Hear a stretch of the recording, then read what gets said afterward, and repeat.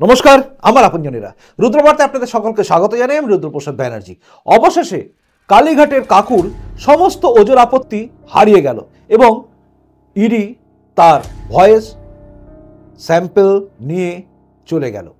আর এর ফলেই একটা সম্ভাবনা রাজনীতির ময়দানে তৈরি হলো, যে সেটা হচ্ছে এবার এই রাজ্যে রাজনৈতিক ভূমিকম্প হতে চলেছে। আর তার প্রভাব অবশ্যই লোকসভা নির্বাচনে আমরা দেখতেও পাবো। কেন বলছি, কি জন্য বলছি, সব নিয়ে শুরু করা যাক এই মুহূর্তের রুদ্রবার্তা।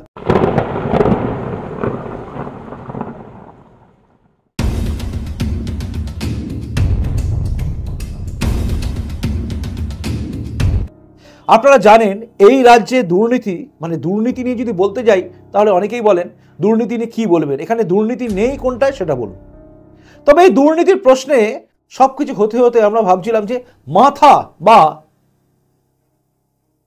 ধেড়ে ইঁদুর কবে ধরা পড়বে। এই ধেড়ে ইঁদুর কবে ধরা পড়বে এই ভাবা আমাদের এই রাজ্যে মাঝে মধ্যেই ধরা না পড়লেই বা কোনো কিছু না হলেই আমরা ভাবতাম সেটিং চলছে, সেটিং হচ্ছে।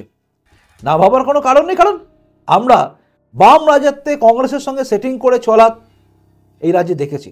অর্থাৎ ওপরে সেটিং, নিচে লড়াই, কংগ্রেস এবং সিপিএম, সেটা আমরা দেখেছি এবং তারপরে তার জন্যই ভাগ হয়ে যাওয়া তৃণমূল কংগ্রেসকে আমরা দেখেছি। কাজে সেই অভিজ্ঞতাগুলোকে কাজে লাগানোর চেষ্টা করা সিপিএমের লোকেরা এবং কংগ্রেসের লোকেরা এই রাজ্যে গুলিয়ে দেওয়ার চেষ্টা করেছে যে সেটিং আছে। কিন্তু কেন্দ্রে বসে থাকা নরেন্দ্র মোদী, যিনি বলেন না খাউঙ্গা না খানে দুঙ্গা, তার রাজত্বে আমি দেখিনি কোথাও যে দুর্নীতি করা লোকগুলো বেঁচে আছে। মোটামুটি সবাই জেলে আছে, জেলেই পড়ছে। তো সেরকমই একটা ব্যাপার চলা এই রাজ্যে অবশেষে কালীঘাটের কাকু, এই কালীঘাটের কাকুর চ্যাপ্টারটা খুলল এবং দীর্ঘদিন ধরে প্রায় 4 মাসের কাছাকাছি কালীঘাটের কাকু মোটামুটি এসএসকে হসপিটালের সেফ সাইডে ছিল, মানে সেফ হয়েছিলেন, কোনো চিন্তা ছিল না। এসএসকে হসপিটালটা যেন একটা কি বলবো, একটা বদনামের ভাগিদার হয়ে যাচ্ছে ধীরে ধীরে। কারণ সবার মনে প্রশ্ন আসছে যে কোনো কিছু হলেই এসএসকেএমে ঢুকে গিয়ে বাঁচা যায় এইসব তৃণমূল নেতাদের। যাই হোক, কালীঘাটের কাকু তো আবার তৃণমূলের নেতাও নয়, কিন্তু তিনি একজন ভয়ঙ্কর মাথা, যার সূত্র ধরে অনেক কিছু বেরোতে পারে। চলুন খোলসা করে আমি আপনাদের বলি, একটু ধৈর্য ধরে শুনবেন, ঠিক আছে? আপনারা জানেন যে কালীঘাটের কাকু পর্বটা কিভাবে এসছে, একটু ইতিহাস ঘেটে আবার বলে দিই, তাতে মনে থাকবে অনেকখানি। কালীঘাটের কাকুর নামটা এলো কিভাবে, এটা একটু আপনাদের ভাবতে হবে। প্রথমে মনে রাখবেন, নিয়োগ সংক্রান্ত দুর্নীতিতে ইডি আর সিবিআই যখন তদন্ত করছে, মানে খোঁড়াখুঁড়ি চলছে, তখন খুঁড়তে খুঁড়তে বেরিয়ে এলো একজনের নাম, সেটা হচ্ছে আবার কুন্তল ঘোষ। এও আবার ওই যুবা তৃণমূল থেকে উঠে আসা। যাই হোক, এরা যুবা থেকে সব উঠে আসছে। যুবা তৃণমূল থেকে উঠে আসা এই কুন্তল ঘোষকে দেখে আমরা ভাবলাম এই কি মাথা না। তারপর জানা গেল তাপস মণ্ডলের নাম, এবং তাপস মণ্ডল তিনি দীর্ঘদিন বাইরেই ছিলেন, তারপরে অবশ্য জেলে আছেন, এখন ইডি হেফাজতে আছেন। তো এই যে তাপস মণ্ডল, এই তাপস মণ্ডলকে যখন ডাকা হলো, তাপস মণ্ডল কিন্তু বলতে বলতে একটা কথা সাংবাদিকদের সামনে বলেই ফেললেন। সেটা হচ্ছে কুন্তল ঘোষ মাঝে মধ্যে তাকে বলতো যে টাকাটা কালীঘাটের কাকুর কাছে জমা দিতে হবে। প্রথম আমরা জানলাম কালীঘাটের কোনো কাকুও আছে। কালীঘাটের কাকু শুনে তো ঘাবড়ে গেলাম আমরা। দেখলাম নাম এলো কালীঘাটের কাকু ওরফে সুজয় কৃষ্ণ ভদ্র। এই কালীঘাটের কাকু যখন কথাটা চলছে, তখনই কিন্তু একটা অদ্ভুতভাবে, কাকতালীয় বলতে পারেন, কাকতালীয়ভাবে মমতা ব্যানার্জি নির্বাচনী জনসভায় প্রচারে গিয়ে, আর কি মেঘালয় বা মণিপুর হবে, মনে পড়ছে না আমার, সেখানে গিয়ে তিনি সেখানকার একটা ভাষায় কথা বলতে গিয়ে একটা শব্দ উচ্চারণ করলেন, আর সেটা ছিল কাকু কাকু। এইটা মানে কাকু, এই কাকু কথাটাই গোটা রাজ্যে, যেটা হয় স্বাভাবিক, যে ছড়িয়ে গেল এবার নিশ্চয়ই কাকু আছে কেউ, এই কালীঘাটে কাকু, এবার কাকু, এবার কাকুকে নিয়ে টানাটানি। এরই মধ্যে ধরা পড়ে গেছে কিন্তু শান্তনু ব্যানার্জি। শান্তনু ব্যানার্জিরও ছবি, শান্তনু ব্যানার্জিও সেই যুবা, মানে সবই যেন যুবার মধ্যে কিলিবিল করছে।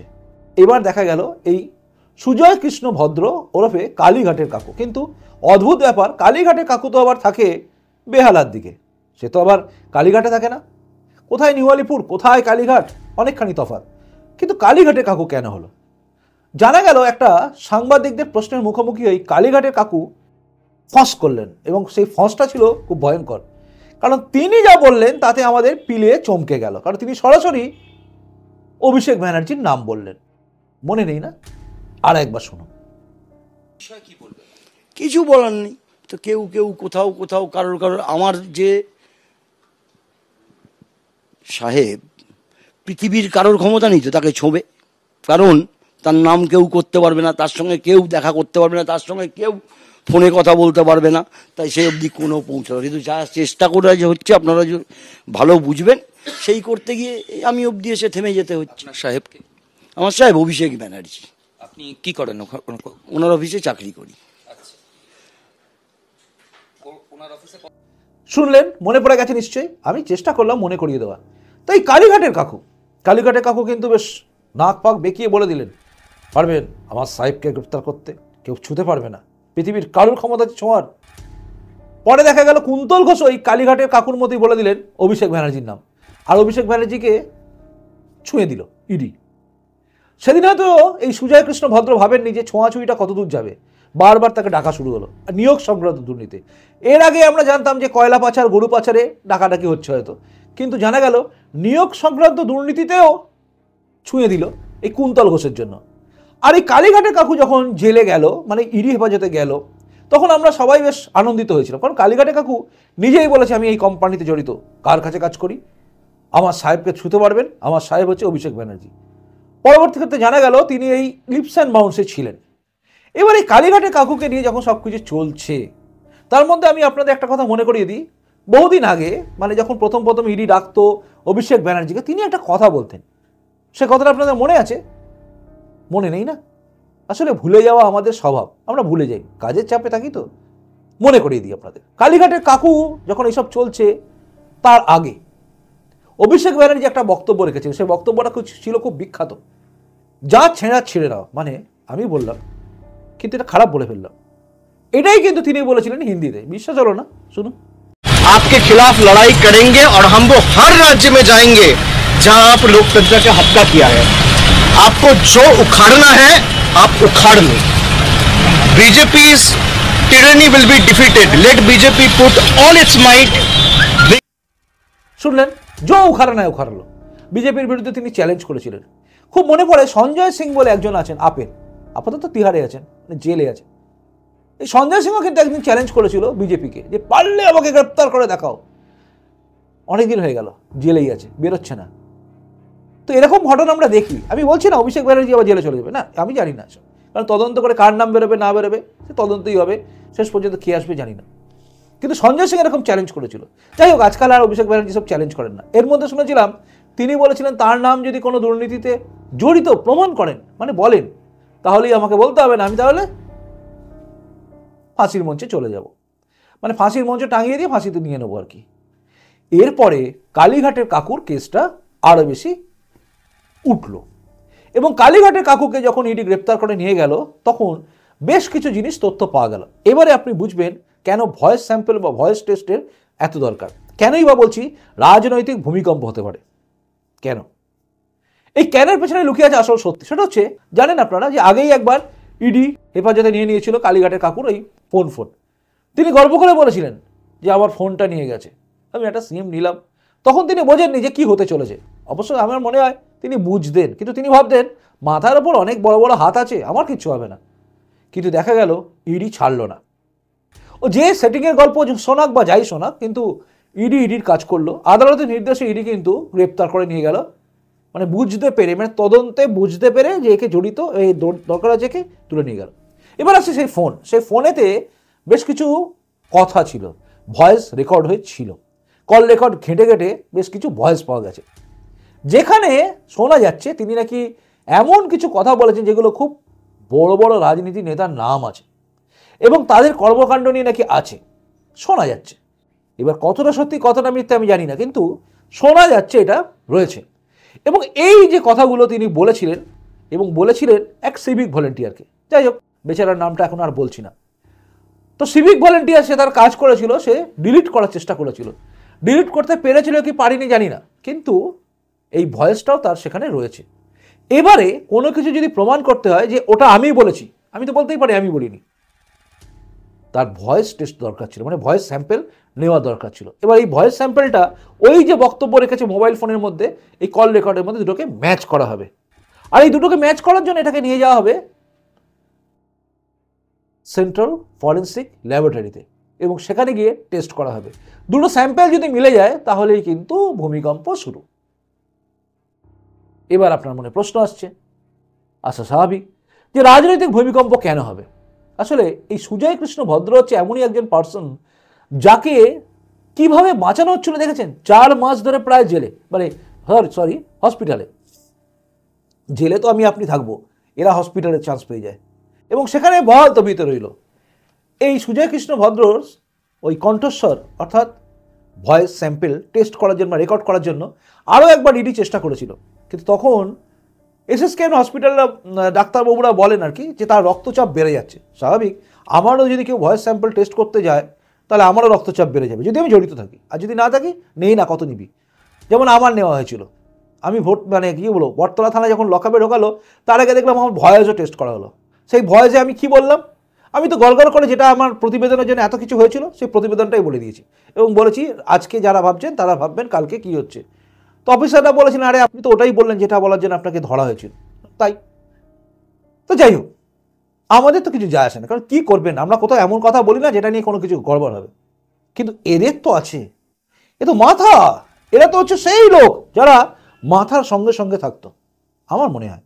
এবার রাজনৈতিকগতভাবে সেই লোকগুলো রাজনীতির একদম ক্ষমতার কেন্দ্রবিন্দুতে থাকে এই রাজ্যে, শোনা যায়। এবার হতে পারে রাজনৈতিক ভূমিকম্প, কারণ দুটোকে ম্যাচ করলেই। আর এর জন্যই কিন্তু কালীঘাটের কাকু বারবার ওই প্যাকালো মাছের মতো হড়কে যাচ্ছিলেন, মানে হসপিটালে ভর্তি হয়ে গেছিলেন বুকে ব্যথা নিয়ে, তারপর দিব্যি বহাল তবিয়তে চলছিলেন।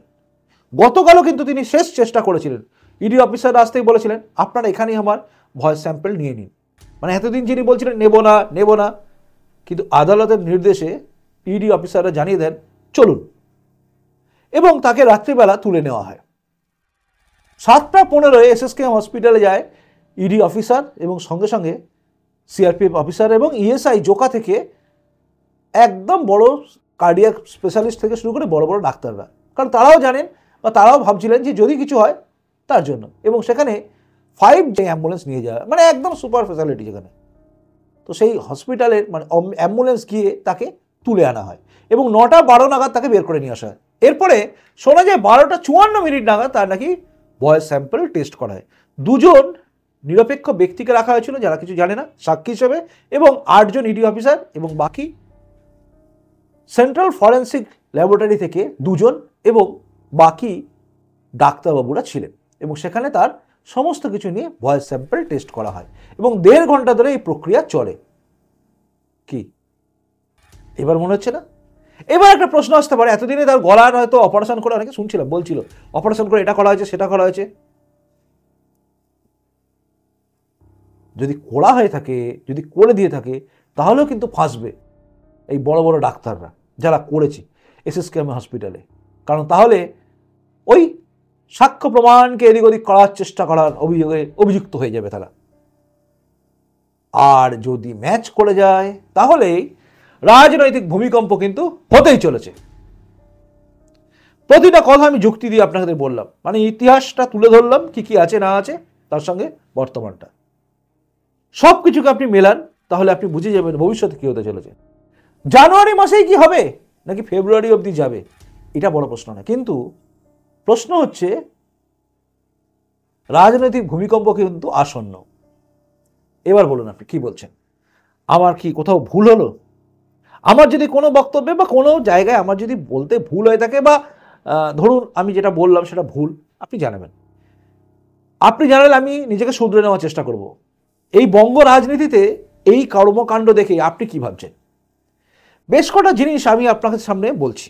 সেটা হচ্ছে এই রাজ্যে দুর্নীতি করা লোকেরা বহাল তবিয়তে থাকে, তার কারণ আপনি আমি, কারণ আমরা দুর্নীতি থেকে নিয়ে বেশি ভাবি না। তাই সারদা রোজভ্যালিতে মানুষের কষ্টার্জিত টাকা মেরে দেওয়া নেতা মন্ত্রীরা আবারও ভোটে দাঁড়াতে পারে, আবার তারা ভোট পায়। আমরা কোথাও যেন গিয়ে হারিয়ে যাই, মানে ওই ভোট কেন্দ্রে গিয়ে ভুলেই যাই যে আমার টাকা মারা লোকগুলোই আমার সামনে দাঁড়িয়ে আছে, তাদেরকে আমি ভোট দিয়ে জেতাবো, আবার তারাই আমাকে পরবর্তী ক্ষেত্রে আবার একইভাবে লুটবে। আসলে কোথাও কি ভাবি আমরা যে এবার লুটে নিয়েছে আর লুটবে না? জানি না, সেটা আপনারা জানেন। মানে আমি আপনি কী ভাবি আমরাই তো জানি, তাই বলবেন সবটা নিয়ে রইল এই মুহূর্তে রুদ্রবার্তা। প্রতিবেদনটা যদি ভালো লাগে লাইক করবেন, যদি মনে হয় শেয়ার যোগ্য শেয়ার করবেন, সবাইকে শেয়ার করবেন, কারণ রাজনৈতিক ভূমিকম্প কিন্তু আসন্ন। যেটা আমার ক্ষুদ্র মস্তিষ্কে যতটুকু রাজনীতি, যতটুকু বাহ্যিক জগৎ সম্বন্ধে বুঝি, তাতে আমি বললাম রাজনৈতিক ভূমিকম্প আসন্ন আসন্ন আসন্ন। এই মাসেই নাকি ও মাসে, সময়টা শুধু আলাদা। এটাই ছিল এখনকার রুদ্রবার্তা। যদি নতুন এসে থাকেন এই চ্যানেলে, অবশ্যই চ্যানেলটা সাবস্ক্রাইব করে আমার আপনজন হয়ে তারপর যাবেন। আর একটা কথা বলি আপনাদের, সেটা হচ্ছে রুদ্রবার্তা টুডে @রুদ্রবার্তা একসঙ্গে লিখবেন, তারপর লিখবেন টুডে, গ্যাপ দিয়ে, একটা স্পেস দিয়ে টুডে লিখবেন, লিখে সার্চ করুন, দেখবেন আমার ওই নতুন চ্যানেলটা আপনার সামনে চলে আসবে। ওটাও সাবস্ক্রাইব করবেন, কারণ ওখানে থাকবে বঙ্গ রাজনীতি নিয়ে কাটাছেঁড়া। খুব ভালো থাকুন, দেখা হচ্ছে পরের রুদ্রবার্তায়। আসি, নমস্কার, বন্দে মাতরম, ভারত মাতা জয় হোক, জয় হিন্দ।